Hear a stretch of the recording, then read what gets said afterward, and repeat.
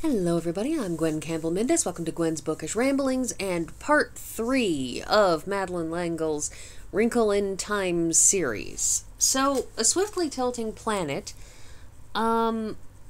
we get a story this time where we've shifted our focus from Meg to Charles Wallace. Now, it's not that Charles Wallace wasn't a kind of focus in the first two books. I mean, you know, Charles Wallace is that weird child genius creature person thing. But in this book, what we get is, in the last book, Meg learned how to do a sort of a telepathic thing that is named kything in these series, and the idea is that it's a sort of an empathetic resonance with another person to experience their being simultaneous with your own, a sort of a deep spiritual communion thing.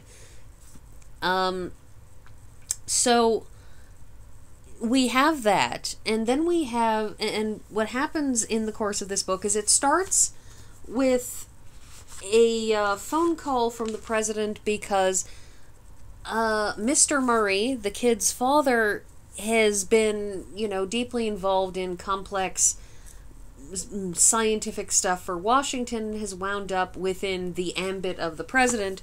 So when there is a genuine fear of nuclear attack, he winds up getting a phone call from the president as a sort of a word of warning that, you know, the world might explode in 24 hours. Now, this was published in 1978, and so we're well within the ambit of both the Cold War, that ongoing, unending scaling up between the United States and Russia, causing everybody to exist in a constant state of tension that, you know, that things were going to eventually just go right over the edge. Pardon me, the USSR at the time. But, and of course, you know, we had the various nuclear, crises that had happened before then.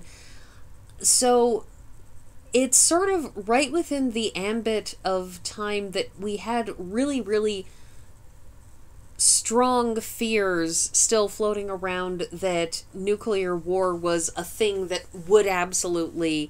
was absolutely highly likely to happen.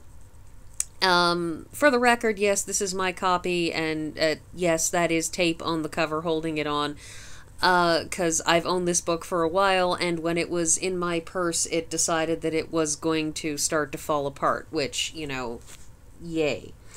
Anyways, you're very lucky you're not seeing the back cover. I'm gonna have to tape that up, too. Anyhow, so there's a big kerfuffle, and Meg, by the time this book happens, has graduated high school, has lost the braces, has finally grown out of the awkwardness of adolescence, and is now an attractive woman who is having that problem that many of us have once we hit adulthood, which is you still think of yourself as a teenager even after you really aren't one. She and Calvin got married, and she's pregnant with their first child, and Calvin is overseas on some sort of scientific some sort of conference somewhere, and Meg is at home with the family for Thanksgiving. And they've invited Calvin's mother over, and Calvin's mother plays a really, really hefty role in this book, not merely by her physical presence, but I'll get to that in a sec. The thing about her, about old Mrs. O'Keefe, is that she starts in on what she calls Patrick's rune, that they get the phone call and she says something to the effect of that she's, you know, worried and they need to use Patrick's rune. Now, Patrick's rune is basically it's a prayer, but it's, you know, this is one of the books where we really, really have a certain, there's always a religious undertone in these, but this takes a particular specific turn. But this is also very much an incantation, where you start with at Tara in this fateful hour, with Chuck in this fateful hour. It's sort of a naming of place and time, which is important in this book.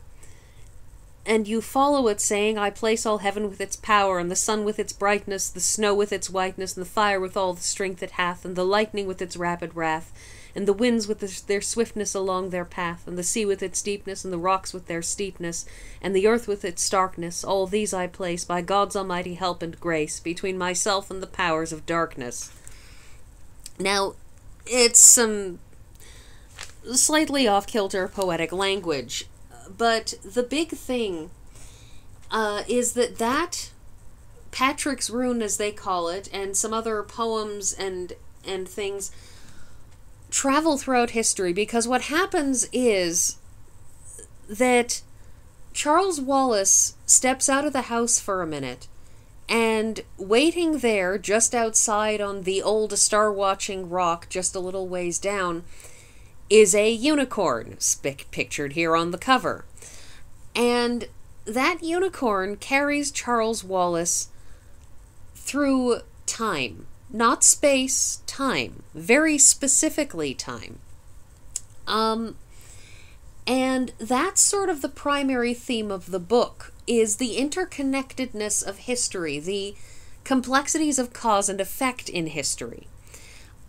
Because the way this book goes, you watch as Charles Wallace travels back to an idyllic distant past, a very biblical sort of idyllic distant past, and nudges one boy into not meeting another tribe so that he doesn't learn about, you know, murder and the sins of humanity,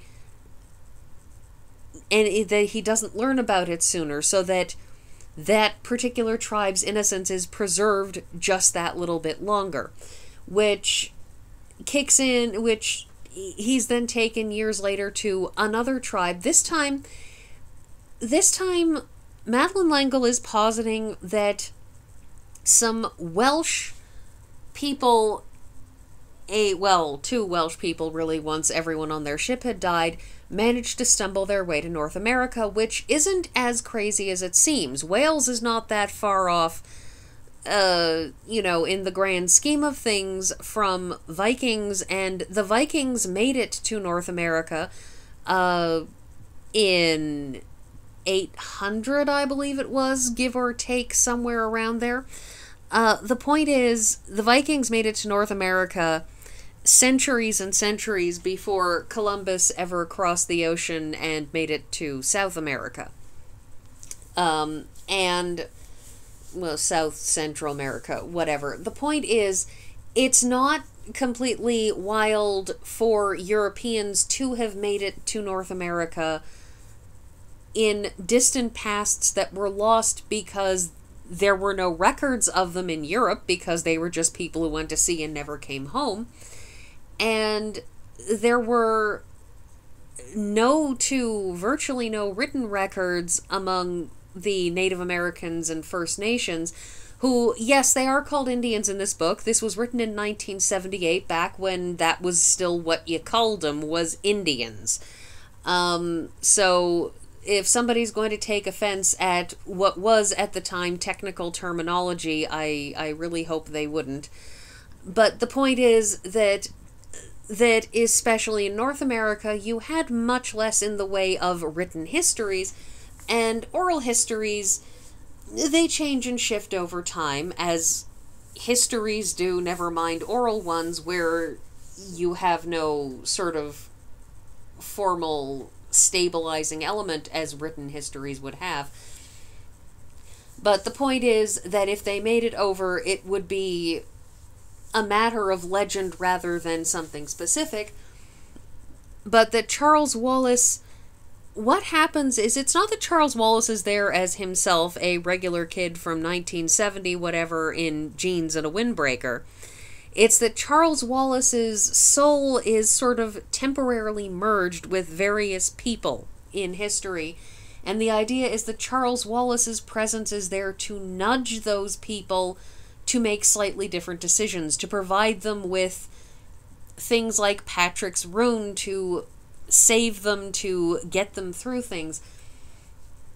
And so Charles Wallace bounces from person to person throughout this book, and what happens is we see this complex of things where his small nudges change the path of history. At the start of the book, they talk about Branzillo, who's known as Mad Dog Branzillo, a man who's just, you know, crazy and a sociopath and wants to burn the world down. And at the end of the book, they say you have a completely different person there. That Charles Wallace has managed to change history so that Mad Dog Branzillo is no longer Mad Dog. He is now El Zarco Blue Eyes, with the idea being that at that point you have a child who has been born of a line of descent which isn't crazy sociopaths. It's a line of descent that were the good people, the kind people, the ones who wanted to help others and be good, and so on. And so this book, you know, it sort of, it goes from place to place and person to person, and Charles is in effect supposed to be acting to nudge them in such a way, and indeed by the end of the book, of course, we have averted a nuclear war. And as I said, it's because of this concept of interconnected history that Madeleine L'Engle is very much giving some thought to the idea that the smallest changes historically can sometimes change really, really big things. And that these small changes having lengthier knock-on effects are, you know, are something that need to be considered with everything that happens. So the one thing that comes up in this book that does get pulled back from the very first book, A Wrinkle in Time, is Charles Wallace's so-called arrogance. I frankly feel that Charles Wallace's arrogance in this is less arrogance and more somebody who sees the logical path and wants to follow it to its logical end, and it's pushing more for faith rather than ego, I think. It's sort of very much about Charles Wallace learning to step back and to trust that somebody who knows better than he does has an actual plan. I frankly think that that Gaudier's "you ask too many questions" and so on, it shows a very fine lack of understanding of the human condition, but I suppose that's one of the key factors in this book also, are these non-human characters and creatures who come through this and who don't really fundamentally can't understand the human perspective at all. Which is something that I find interesting, if only because you sometimes want a bit of a reverse, and to have these characters who are so snide about humanity's perspective to maybe get a shaking down into it, but what can you do? Anyways, I'm sort of wandering off into incoherence, so I'm going to just stop here, and that's all I have to say on this particular book, and I will see you with the next one next week.